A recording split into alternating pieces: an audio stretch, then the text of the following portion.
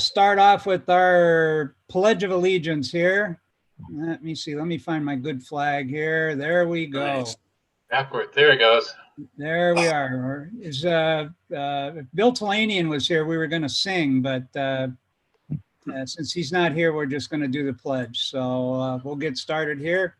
I pledge allegiance to the flag of the United States of America and to the republic of which which stands one nation under God, indivisible, with with liberty liberty and justice for all. Here.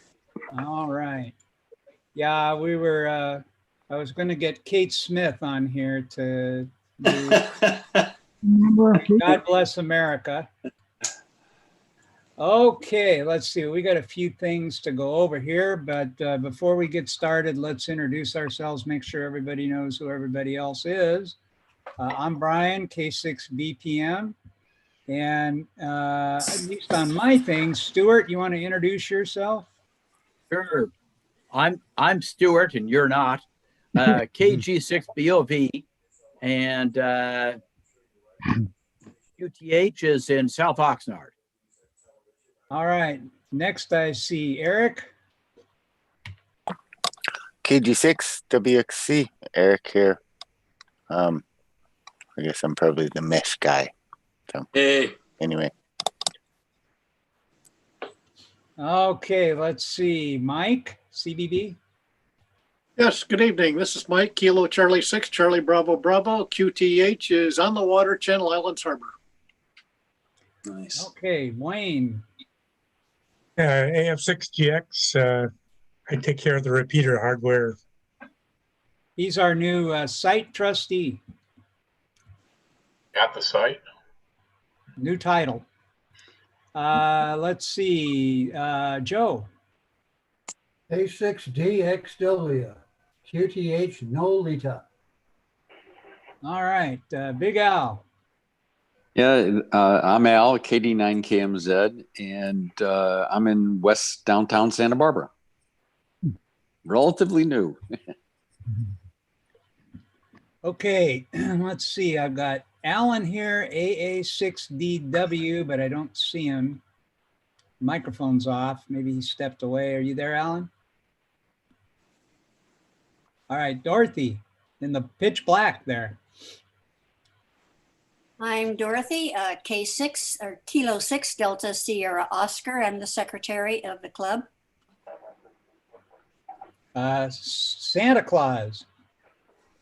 Hi, folks. I'm Mike, W0JFB. I am the Santa for the area here, and welcome. Levi. Levi, K6LCM on the Mesa. Larry. This is Larry, WA6MVJ in proud downtown Nolita. And Ben and Jerry's Saloon. What is that? Jerry's Saloon. Yeah, that's down on Whiskey Row. Yeah, Jerry here, NU6B from Prescott Valley, Arizona. So Michael. recently moved up there. RQV. Good evening, everybody. Michael out here in Goleta, Director, SMARC, Board of Directors. Daryl. Thank you. This is Daryl, KF6DI. I was past president of this club 25 years ago. Long time. So this is my first time on this, what do you call it? Zoom. First time. So hopefully nice. It'll work out successfully. Thank you. Yeah, we've been doing it for quite a while, Daryl. It's nice to see you back here. Mm-hmm. All right, Stephen. Good evening, SPARC teams. W6STP here from our new house in Mission Canyon. So we're not over in Samarkand anymore. We moved a mile here. And, happy to see you all. Okay, let's see. Tom. Hi, I'm here. Let's see. I'll put it on the, there it is. Okay. Nice to see everyone. Okay, let's see. Did I miss anybody? I think I got everybody. Let me see if we have anybody watching. Who's Alan? AA6DW? Did you get Yeah, that? he didn't respond. I think he stepped away or something. Let me try again. Alan, AA6DW? Nope, apparently not. Okay, let's see. Well, as if you guys looked at the little notice or the email we sent out today or the posting on the internet, November is our election meeting. And that's coming up next month. So we have always done it in person at one of the meetings. And of course, that's not going to be possible this year. So we've had to sort of redo things a little bit to make it possible for everybody to vote. We're going to do this on a little bit of a schedule. Rather, we're going to have to space things out ahead of time so that people have time to nominate anybody else that might want to run for a position. And then also give a few days to vote so that everybody will have an opportunity to either download and send back a ballot or to vote online. And I'm going to show you that in a minute. But Hey, Brian, pardon me? can you let Dennis in? I guess he's in the waiting room. He just called me on the phone. Oh, okay. I don't see anybody in the waiting room here. Let me see. Oh, that's because I am looking at YouTube. Okay. There he is. Okay. And Jay's in there too. All right. I'm sorry. And you might put it on speaker view just so that if you're going to talk, because otherwise the grid is what gets recorded. Okay. There we go. Well, I wanted to see. Yeah. Yeah. Okay. Does that look good? It doesn't. It takes a minute for YouTube to catch up. So, but it probably does. I think YouTube reflects whatever the host does. So. Okay. Let's see. I'm not coming up though. Thanks, Brian. Okay. There's Dennis. Okay. Sorry about that. I had the wrong. I had it covering the waiting room here. Something on my screen. I got a bunch of stuff going here. Roger. That's why you need a co-host.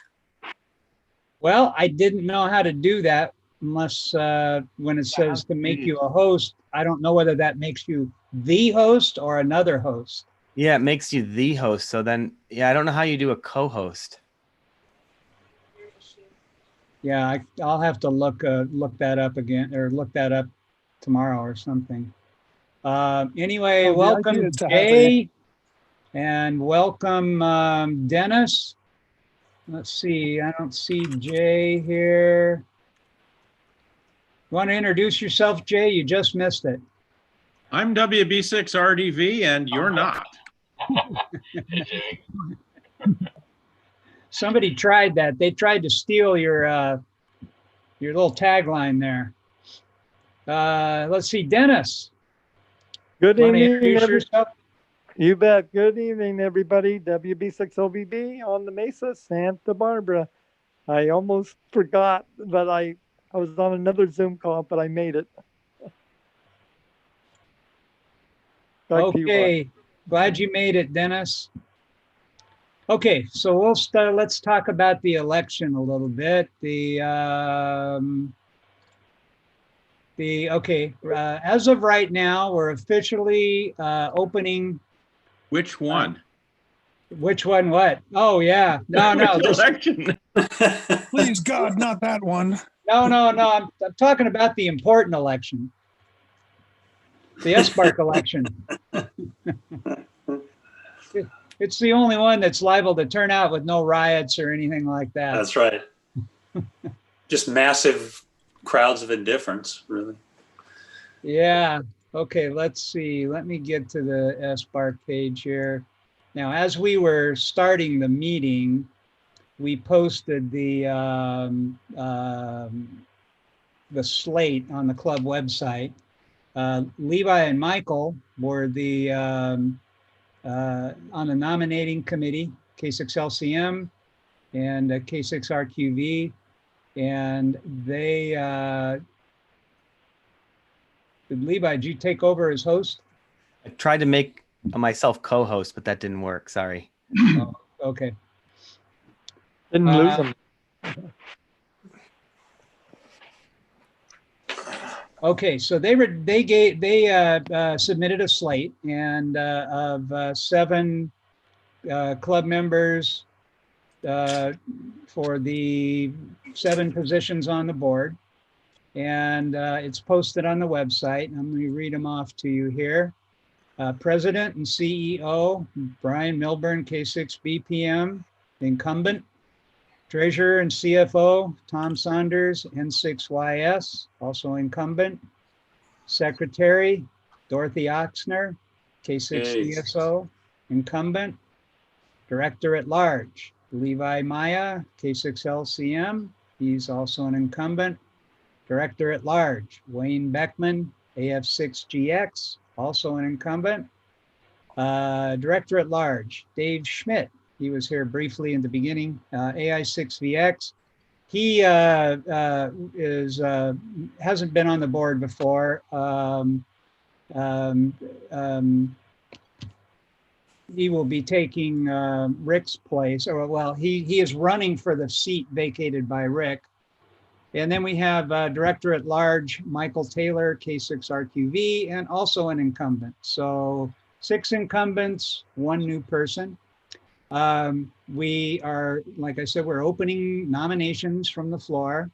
If you want to nominate somebody, you can nominate somebody now. You can also send an email to the club secretary at secretary@spark.org with a nomination. Nominations will close at midnight, November 4th, 2020. Now, this gives us a couple of days to make any changes to the ballot. And then we will allow electronic voting on November 6th, 2020, and that will close at midnight, November 18th, 2020. So that is the 2 days before the election, so that they will have time to tabulate those, and the results will be announced at the November meeting. So that should give everybody plenty of time. Now, what I'm going to do is also show you the form online. We have never done this, so let me share my screen here. Let's see. Okay, can you guys see that? Yes. Okay, this is not, you're not able to actually get to this yet. You'll be able to get to it when it's time. And this is just a regular form. You can type your name in here, call sign, your email address, and then just go through, check off the ones you want to vote for. If you want to write somebody in, you can, there's 4 spaces for write-ins. The just supply their name, their call sign, and the position you're nominating them for. And when you're all done, click it submit on the bottom. And you get back a nice little receipt saying you voted, and your ballot will be transmitted to Dorothy K6DSO. That's our secretary, and she will hold them until voting closes, and then she will tabulate them. And I guess I think Tom is also going to make sure that all the tabulations are correct. So this is pretty easy. So hopefully everybody will just use this. You just go online. The link will be on the front page of the website, and do your voting. And you can only vote once. They'll catch you if you vote twice. And so it should be fairly easy. So Question, now, Brian. Yeah, go ahead. Do you have a link to describe what their responsibilities for each position is? No. I think it's outlined in the bylaws. Yes, it is. Yeah, I think it's outlined in the bylaws. So that would be under the main page of the website, and then under club info. drop down the menu there, and then gosh, where is it? Organization. So it's club info, organization, and then bylaws. Brian, Yes. you're not emailing the ballots out. They're just on the website. Yeah, So we didn't email ballots out before. Well, but you will just email them to the people who are qualified to vote. Otherwise, people can just go on the website and vote whether or not they're a member. But their vote won't be counted. Yeah. Well, I have to check to see if they're a member. So that's just a double work for Tom and Yeah, me. but trying to go, it's going to be a lot more work to try and come up with a mailing list that is only the people that are qualified. Why not? You just copy the email addresses, copy that column and put it in an email Well, ballot. yeah. Yeah, hopefully everybody will just use the form on the website. I doubt that we're going to get a whole lot of people mailing their vote in. So Well, I don't mean mail by post office mail, but email. You can still respond to the emailed ballot that you send out. And this means anybody, but I don't think that we'll reach that many people. Members aren't going to the website to vote necessarily. They won't even know. They won't even know it's there on the website. I kind of agree with Dorothy. But we can just send an email out that says, go, here's the ballot. But, yeah, but it's always been checked. I mean, members at the meeting could show up who weren't eligible to vote, or people could show up at the meeting who weren't eligible to vote. And they could Just get a ballot. send out an email blast and give them the link to the ballot. Yes, right. Yeah. That's what we're going to do. But it needs to be checked. Every ballot needs to be checked because, yeah. Yeah, I mean, we checked them. We always checked them beforehand before they were handed a ballot. Zoom. In this case, we'll have to check them when the ballots come in, and they're still going to have to be checked to see if the voter's eligible. Are any of the positions even contested? Not that I know of. Not that we know of. Yeah. Not yet, at least. You should start doing that. Yeah, so this I think this ought to go pretty smoothly actually, but we'll be sending out a link with the when voting opens, and we'll be sending out the link to the article on the website. There's another article that will appear when it's when voting opens, and it will be on the website, and so we will send out the same information to everybody in the club, and along with information to let them know of it. And also when we send them out, we always put when their license expires, so they'll be able to look themselves and see if they have let their or not their license, but their membership expires. They'll be able to see if their membership has lapsed, and if it's lapsed, they'll be ineligible to vote. If it has been renewed within the previous 28 days, they will still be ineligible to vote. So they have to have a valid membership older than 28 days to be eligible to vote in the election. So we'll explain all that in the email, and then they can go to the website and they can either vote using the form, and that'll get transmitted immediately, or they can download a PDF just like we've done in the past. There's an absentee ballot. They can fill that out and mail it back. So hopefully everybody will just use the form. If they're already at the website, it's a piece of cake. And Tom will have all of the registered members. He has website. I will send out a list of members that would be the official list. Yes. But I'll do that after the cutoff date is like 28 days. Yeah. It may not matter if all the votes come in and there's not enough votes that differ, it won't matter. It's Right? true. Yeah, it's true. You're on mute.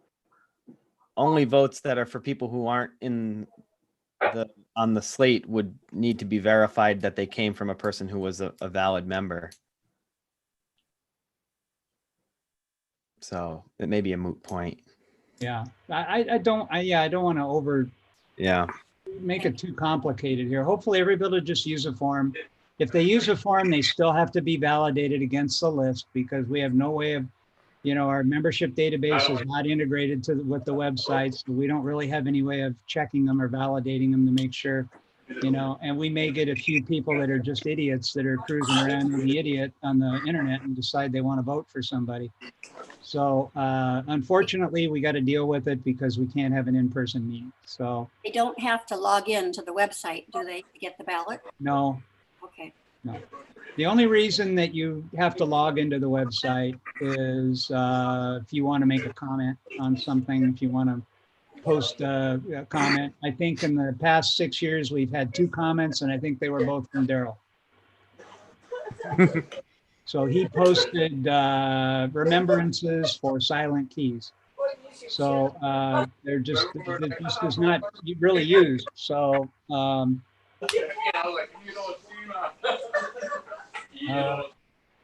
right. Who's remoting from the bar?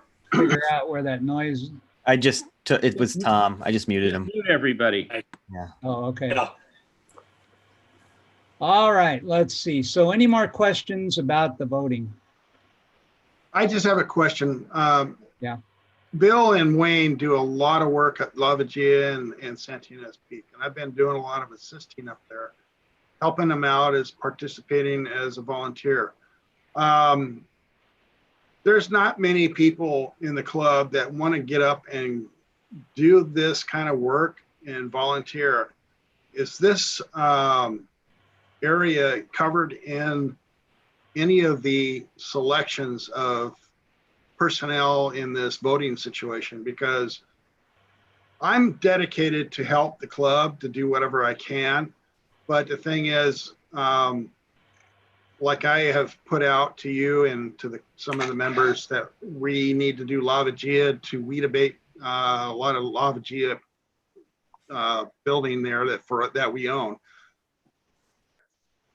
I just want to dedicate this out to you guys to say, look, is there a position in this organization that covers any of this? Is this a mute situation? I'm not sure I understand what you mean. What position would cover that? Well, you have people volunteering to do a lot of the grunt work. Wayne deserves a lot of that credit. So does Bill. They're in that position. But I'm willing to help out and kind of support this position. That's pretty much how it works. I mean, if you want to volunteer to work in any particular area, the people are free to volunteer. The entire club operates on donated time. So whether you're on the board of directors, whether or not you're taking responsibility for some particular area of club operation, whether or not you're volunteering to help others do projects or continuing maintenance, it's pretty much up to the individual, whatever interests them. And we are at the mercy of other people's time and their interests. And it's just kind of the way it is. We don't have anybody who is for example, who's in charge of getting teams together. I mean, I remember, what was it, about 5-6 years ago, we were supposed to have the Boy Scouts actually come up, and we were going to buy pizza and they were going to cut all the weeds, and they never showed up. Not one Boy Scout. So for the last several years, I've been sending my gardener up to cut the weeds. But I kind of feel that we ought to be able to get some people in the club together to go out and do it when it needs it. So, well, I'm not talking just about weeds. I'm talking about installing antennas, painting antennas on La Vigia, you know, doing hardware work and stuff like that. It's not just about weeds. It's about being supportive and the overall long distance travel to Santinez Peak and also into La Vigia and doing all the work that needs to be done. That's important. That's all under the purview of the Telecommunications Services Committee. So members of that, you know, I mean, we don't have an official application process to join the Telecommunications Services Committee, but consider yourself on it because you're serving that function. The Telecommunications Services Committee oversees all of those, all of the sites with Wayne as the site trustee. So I guess you would say that members who serve that function of being volunteers and help with the custodianship of La Vigia and Santinez Peak and Diablo Peak are all members of the Telecommunications Services Committee. Well, I applaud both Bill and Wayne for all their efforts. And don't forget, we have like Bob Mueller working on the rover and people working on the club station. There's a lot of people involved and Michael doing all the equipment sales stuff and you working on the equipment sales stuff. So it's a lot of people involved. Jim Everson works a lot with us on the repeater stuff. And certainly Matt, he's really key. You know, not even, I guess, I don't know if she's a member of the club, but he does a huge amount of stuff for us on the repeater stuff. It's a decentralized command. Yeah. Decentralized command. Yeah. Well, you know, you got to keep in mind that, I mean, everybody in the club is a member and, you know, we're all basically members. If we're assuming an elected position, it's because, you know, we're willing to commit ourselves to certain responsibilities on an ongoing basis. And, you know, if you're on the telecommunications committee or if you're doing, you know, repeater maintenance and installations and things like that, it's hopefully you're doing it because it's something you enjoy doing and that you know, that's where you can make a commitment to donate your time. We also have to keep in mind, club has about 160 members. Out of that 60, there's about 50 or so that I would call active. And when I say active, it means that they either check in on a net, maybe they come into a club station, maybe they do some job within the club. And out of that group, the ones that would probably be the most helpful doing things, whether it's weed cutting or climbing a tower or painting radomes or whatever it is, they work during the day and, you know, they're younger. And then we've got the group that might be, you know, late 50s, early 60s, through their 60s, early 70s, that may be able to physically do some of this work. But then we have a whole nother group that really isn't able to do a lot of that physical work. You know, they might be able to help with some clerical work, or for instance, like the 100-year celebration. People work on that. It's not physical, you know, but it does take time and phone calls and all that kind of stuff. So we really, the number of people that would even be probably, for lack of a better word, eligible to work on repeater site maintenance and that kind of stuff might be fewer than 10 people.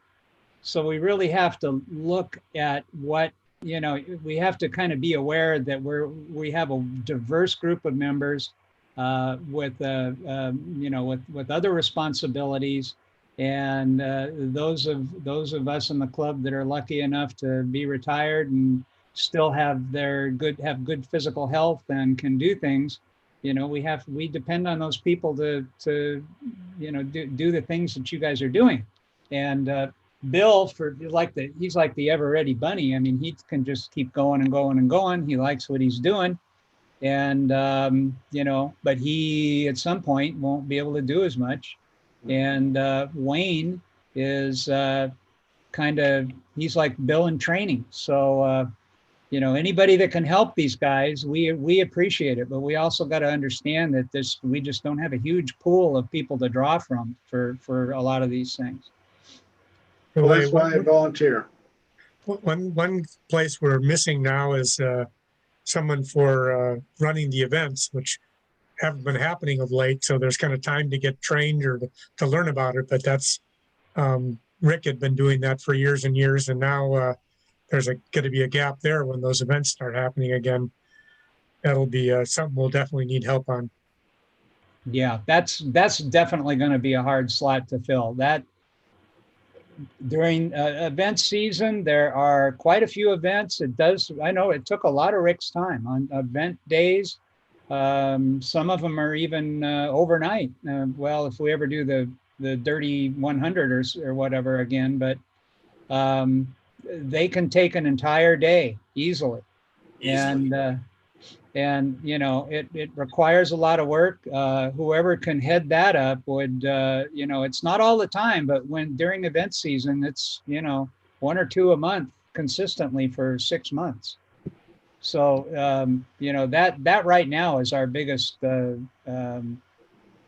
slot we've got to fill. If we want to stay engaged with the community and volunteering for events for things like this. So, you know, that's, if you got a lot of energy, Mike, there's a good slot for you. We'll see. Yeah, that takes that's one that takes some leadership, because in the past Rick has pretty much run it autonomously. I mean, he really doesn't come to the club for much. There's a group of people that like to do events, and he's got a fairly reliable set of volunteers for each event. But the you know, there's a lot of people, even you know, a lot of the older group. I don't mean to say that demeaningly. I mean, but the ones that couldn't necessarily cut weeds or something. It's a good activity for a lot of people that want to get out and get on their feet, get out and get some fresh air. And so it's something that's really open to the whole wide age group that we have in the club. And but somebody has to be the you know, the front man for it. Somebody has to communicate with the actual event coordinators, find out what they need, find out where they need people stationed, and then execute the task. So it's then there's net control. And then there's a net control. So somebody has to spend several hours. Michael has done this numerous times, and he sits there patiently for 6-8 hours and operates as net control for the event and keeps track of everybody and where they are and makes sure that connections get made, and that's a very, very important part of it as well. So thank you, Michael, for stepping up and volunteering again. Now, Daryl, you like to do events still, don't you? I haven't been on an event in a while. Who's the picture of? I don't recognize the fellow. Oh, I didn't see it. But anyway, are you still up for doing events when they come up?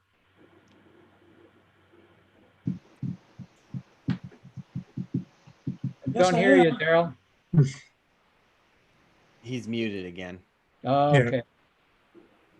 All right. Well, Brian, I'll tell you this: if I'm wearing 2 hats, 3 hats already, I'd have to drop all my hats to do that event.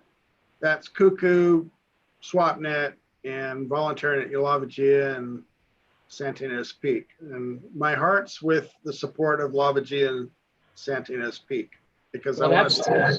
Yeah, that's what you should do. You do it. That's what it's about. Do what you want. Do what you enjoy.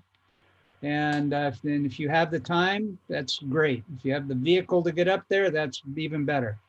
If you've got tools, that's a home run. So, you know, that's what it's all about. And we don't want to make people do stuff that they don't want to do, because then they're not going to enjoy being in the club. And if people don't want to do anything, that's fine too. Yeah, well, Wayne can kind of confirm my position there. So I'm there to support whatever he needs. Okay, that's exactly what you should do. But if you do hear anybody that wants to, interested in doing the events, this is the, we're not going to have any till next year if we, and we don't even know about next year at this point. So, but it's going to be something that we'll need to address at some point in the future, I'm sure. Okay. Anybody have any other questions about elections, or what positions are we need, or anybody want to volunteer or unvolunteer, or nope? I guess one more position that would be good to get some help on is what Ludo had done historically, but he just doesn't have much time to do anymore. Yeah. Someone to really ride herd on the network, because that's we occasionally can get a few minutes of his time, but it may be weeks apart between when we can get those very productive minutes. So if anyone's have IT orientation there, that's another place we could use some help. Well, I'm actually working on that now. The when we get the broadband put in, or I've got to do one more thing before I can order the broadband, but we're going to try and make this a lot simpler. So usually the screen is screaming, and then what it does is to then we have another. Why is Lavagia disabled? I don't know. That's interesting. I have to find out what's going on with that. Okay. Now, I have been working on moving this over, so I may have done it. And it's like not a real big deal, because let me see if I can, let me stop this, and then I can.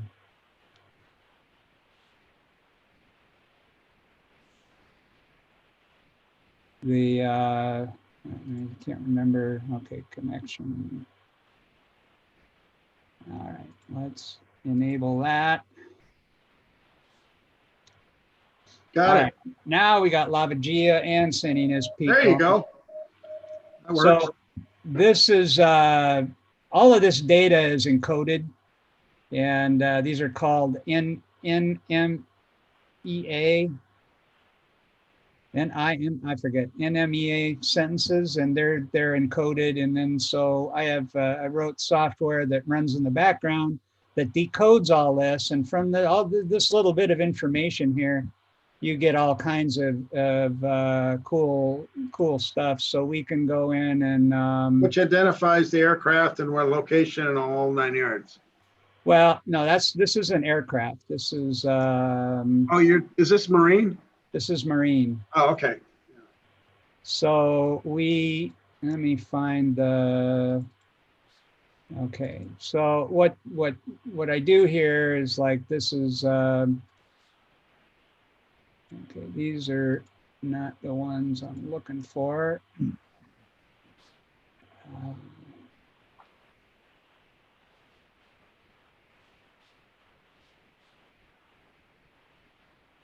No, I don't remember where they're being stored at the moment. Anyway, so the logs are kept, they're decoded, and it has things like the ship's name, their speed, their destination, their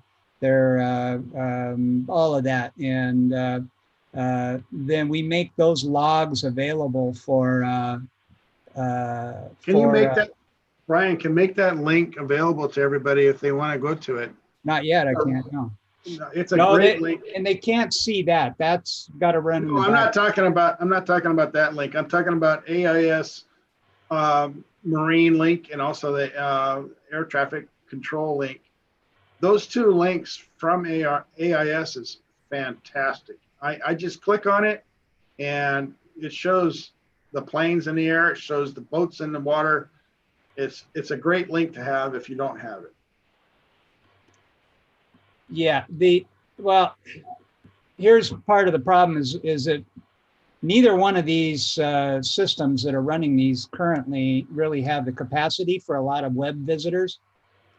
they're running on, like, I think it's yours is running on a Raspberry, isn't it, Levi? Yeah, you can go to it. It's linked from the website, but we had a problem during the Thomas fire because we had hundreds of people trying to track aircraft locally, and the server slowed to a crawl. But if you go to the communications tab, there's aircraft tracking and marine traffic. Marine traffic's more robust because we're using a third party. So you can see it on that map, but it's embedded in our website. So, but the ADSB is fine for casual use, and 99% of the time it can handle the amount of traffic that comes to it. But it did become a victim of its own popularity during the Thomas fire when there was lots of aerial firefighting operations. Yeah, which both marine and air is linkable through the website, like Levi said.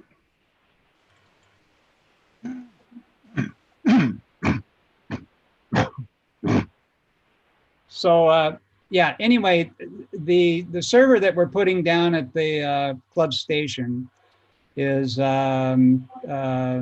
capable of running websites. So we should be able to make more of this stuff available to people. Right now, I'm not mapping this stuff. That we're producing data for that universities download so that they can analyze it, and it's produced in a format that is somewhat human readable, but it's also in a format that they need so that they can import it into their special university software that they have. So anyway, so we're going to try, we want to bring a lot of that stuff public, but in my case with the AIS, I don't want to put a lot of effort into something that is running on a network that if something happens to me, it'll just go away. We don't want that kind of thing. We want it on a central server so that it's, with documentation and notes how it works, so that other people can come along and, if I moved out of the area or something, somebody else will be able to pick up and keep going with it. So You're moving? No. No, I'm not planning on it. Brian's moving.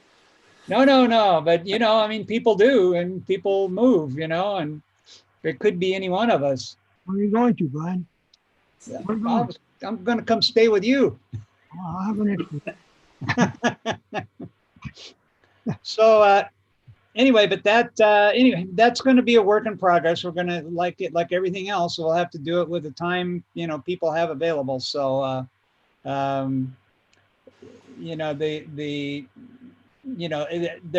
may be, Mike, there may be some things that you might be able to help with if I need somebody to help me test something or to try something remotely.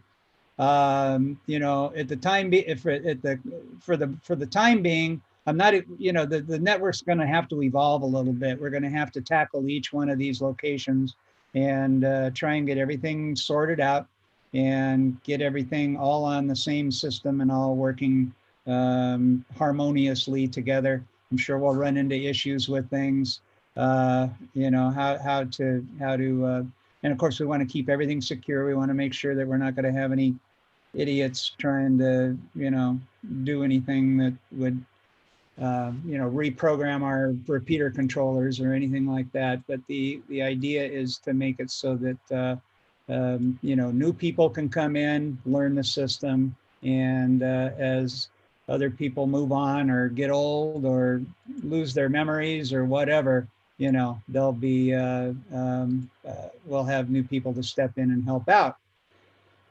Then, of course, we have Eric down here. He's pretty good.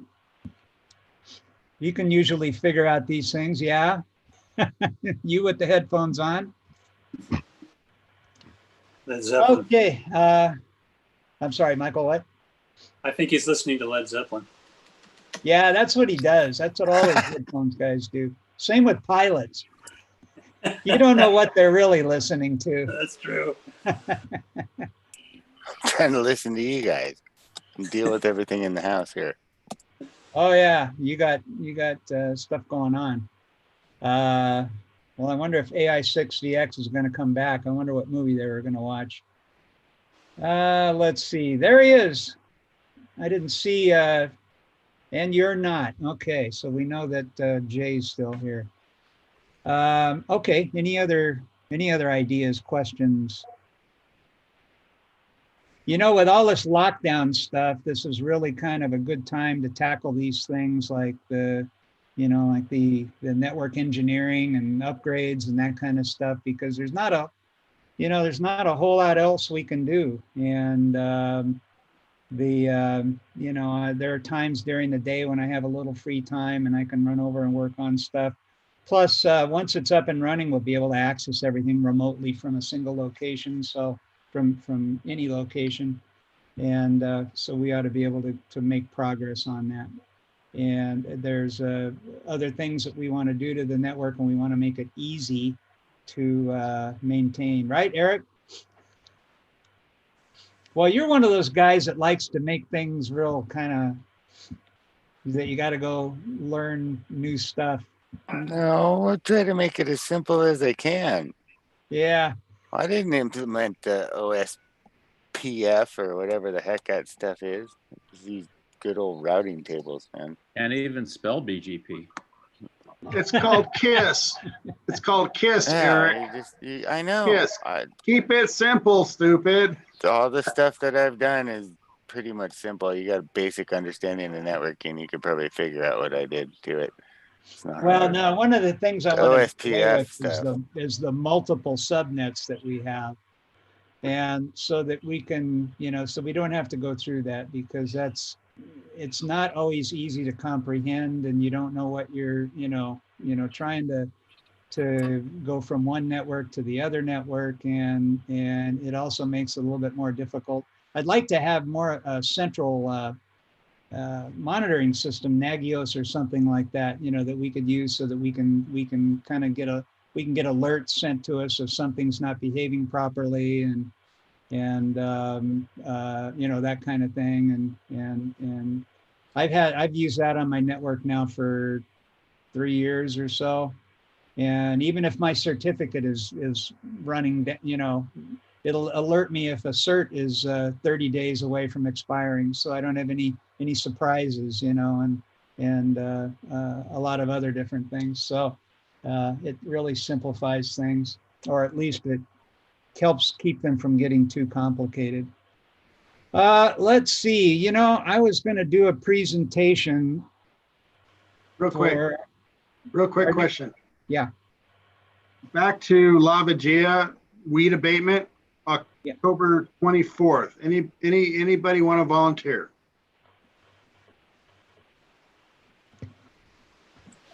I can't. I'm sorry. There's like the huge mesh Southern California meeting on that day, so I'm going to have to be one of the co-hosts of that. Any yays? Mike, find that email I sent you. I will. Because all you need is a couple of guys. It's not really big enough for more than a couple of guys to work anyway. So you just need a couple of guys. It takes my gardener about 4 hours to do the whole thing all by himself. And so 2 guys operating weed whackers, or 3 guys or something, shouldn't take more than a couple of hours, and it'll all be done. It doesn't have to be hauled away. It just has to be cut down. So that's easy for you to say, but I was up there not a month ago, and it was almost 2 feet tall. Well, he did it when it was 4 feet tall. My gardener. Okay. Yeah. I was up there yesterday, and it's not that tall. Yeah. All right. No. I mean, he's Thank a short God, little Mike, guy. it's not too. 4 feet tall. No, it was tall. I mean, you could lose somebody back there. It's pretty sparse now too. It's all dried out and dead. Yeah. Easy to take care of. It's just a matter of getting it out of there and getting it away from the building.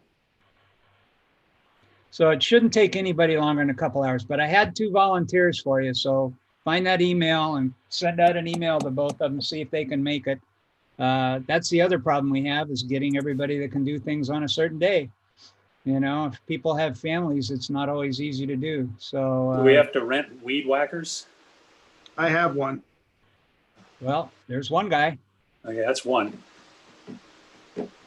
I kind of I- think these other guys had weed whackers because they said they'd volunteer to come up and do it. The thing is, you cannot have metal. No metal lawnmowers, no metal weed whackers. It all Oh, you has just to be, use a normal weed whacker. yeah, yeah. Yeah. Well, don't they have engines, motors? No, he's talking They're about printed the engines. cutters. Yeah, you have to have the You can't- nylon strings. You cannot have anything that I creates, see. you can't have anything that creates a spark. Oh, I get it. Okay. No, you Well, just I guess have I to got use one thing to normal- add to you there, Brian. normal weed whacking filament.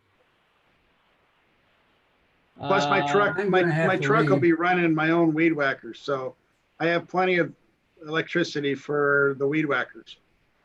Oh, that's good. I'm I gonna could have add to one leave, little so thing, 73 Brian, gets about it. that meeting, I guess. Oh, I'm sorry. Rick, I said Eric? I could add one little thing about that meeting. Oh, sure. Go ahead. Mike might be into it. Maybe a couple of your other guys. On the 24th at 9 a.m., we're gonna have the Southern California like mesh meeting. We used to go down to like UCLA and get into a conference room and do it once a year, but of course we can't this year. So we're doing it over Zoom. So if anybody wants the info, I guess just send me an email, kg6wxc@gmail.com, and I can forward you the information. Thank you. Where's it at, Eric? Zoom. It's on Zoom. Yeah, it's on Zoom. Oh, it's on Zoom. We used to go down to USC or UCLA or something once a year, and I think now we're just going to do it on Zoom, and I bet we're all going to get used to it, and we're probably going to like it better. So. Yes. Okay. Well, a lot of these places that rent out space for events and things like that they're going to start losing money. People are getting used to using Zoom, and you know, there's not a lot of. As a matter of fact, you know, the club meetings, when we do them on Zoom, we get a lot of people that don't normally come to the regular meetings. So it's yeah, it's a far drive for me. So. yeah, I mean, it's hard and CBB never came, I don't think, and I haven't been to a physical meeting there in a little while. Yeah, you haven't been there. That makes it easy for you. Yeah. Yeah. By the way, just a kind of an aside, if any of you have not recently done a video and photo tour of your ham shack and uploaded that to the cloud, you should do it. Ah. I agree.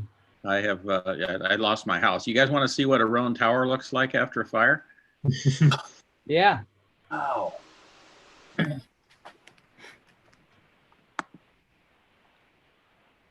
Oh yeah, looks familiar. I didn't have a tower. Yeah, that was bracketed at 10 feet and 18 feet to the house, and it was a 40-footer. Wow. And those are you can see the house brackets. It's in about 1.5 yards of concrete. Talk about a kneeling. Jeez.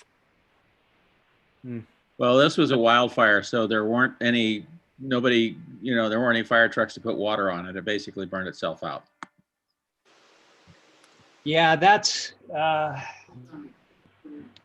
had 2 of them. You know that, Jay. That when it's a wildfire, they just leave them, and so you know the coals sit there until they cool, and it wrecks your concrete.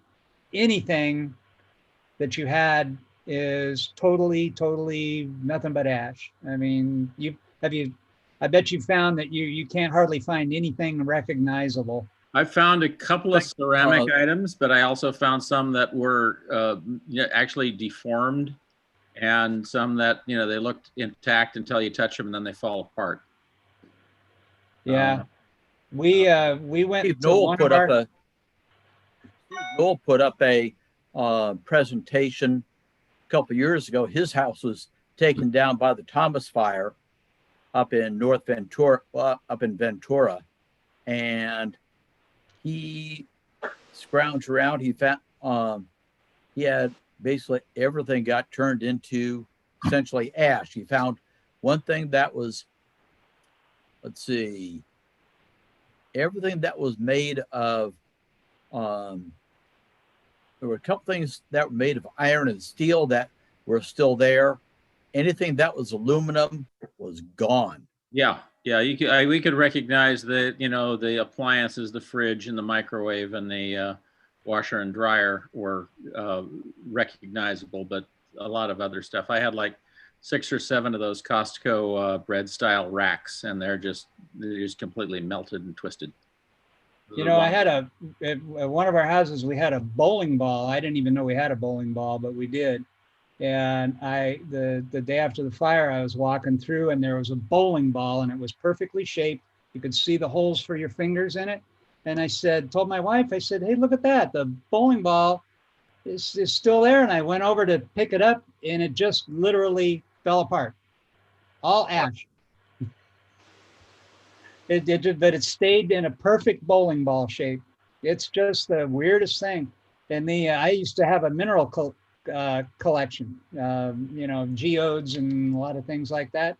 Found absolutely nothing that even resembled a mineral anywhere. I had a bunch of silver dimes that I'd been collecting when I was a kid. Used to collect mercury head dimes, and I found them, and they were some of them were just slag and literally just twisted. You know, not you know, they're. I think the raw silver content may be worth something, but that's about it. Yeah, I had buckets full of coins that I'd saved for probably 20 years, and anywhere there was a silver coin mixed in, and the coins were pretty much, they were dirty and a lot, you know, I was able to salvage about half of them. But if there was a silver coin, it melted in there and it would melt, you know, attach them all together. So I'd pull out a clump of coins. And the regular pennies and quarters and stuff, you know, but the silver ones melted and it was like solder and soldered everything together. So it was just, matter of fact, after 12 years, I just, earlier this year, I finished cleaning up about $2,500 worth of sortable coins. Wow. And about $3,000 worth that were art. Sorry to hear. So you lost money? Overall, but I thought I wasn't ever going to clean up any of it. I ended up doing it in a jewelry tumbler, and it worked pretty good. Yeah, cleaned them up. They were dark, discolored. But I took them to Coinstar in little bunches and got money for them. So it worked. All right. You know, I was going to do a presentation on FT8, a PowerPoint one, but where it's 10 to 9 now, I wouldn't finish it for quite a while, for probably 45 minutes. So tonight's save it for next month. Yeah, tonight's my wife's birthday. So her last birthday was a board meeting night. So you're in the hole. Well, we have a cake. So Brian, I think you're probably seeing that couch looks real comfortable right now. Yeah, I'm just checking it out back here. It looks all right. But anyway, all right. Does anybody or anyone have anything else for the meeting tonight? Nope. Check in with the SwapNet once in a while, folks. What time is that? 7:30 on Thursday. Okay. Right before the technical Elmering net. It'd be easy for you to do. Well, I didn't do it this week because I've got already 3 long evenings on club stuff. So It's board just meeting, a hobby. Yeah, board meeting, the regular Tuesday night net, and tonight. So yeah, I can't spend every night. Okay, well, thanks everybody for coming. Thank Now, you. If you have any questions about the voting, you know, feel free to use the comment form on the club website. And, you know, if you see, you know, when we get going, if you have any questions about it, I'll put a link. Actually, I put a contact link on the web form as well, so that you can, if you have a question about something. Oh. Well, that flush is supposed to help you both ways. The what? Oh, we'll laugh. All right. Bye, Are you, folks. are you talking Bye, to us, everybody. Dennis? No, but just, no, I'm not talking.